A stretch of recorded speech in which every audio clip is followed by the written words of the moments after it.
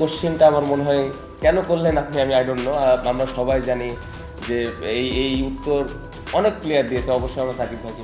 সাকিবকে নিয়ে প্রশ্ন করাতেই সাংবাদিকের উপর রাগ দেখালেন নাজমুল হোসেন শান্ত।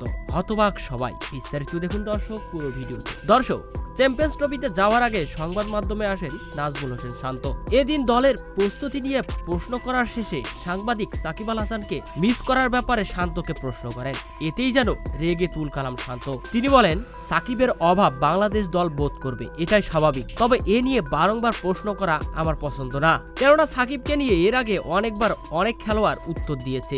যে পথ পাড়ি দেওয়া হয়ে গেছে তা নিয়ে ভাবতে নেই। সাকিব এখন অতীত, তাই আমাদের সামনে নিয়ে ভাবতে হবে। সাকিব এখন নেই, তাকে নিয়ে তাই বেশি মাতামাতিও আমার পছন্দ নয়। এখন আমাদের ভাবতে হবে কিভাবে চ্যাম্পিয়ন্স ট্রফি জেতা যায়। এরপর নাজমুল হোসেন শান্ত বলেন, আমাদের একাদশে যেসব খেলোয়াড়রা রয়েছে তারাও সাকিব আল হাসানের থেকে কম নয়। সবাই চেষ্টা করে দেশকে ভালো কিছু দেওয়া। দেশের জন্য চ্যাম্পিয়ন্স ট্রফিতে আমরা আপ্রাণ চেষ্টা করব।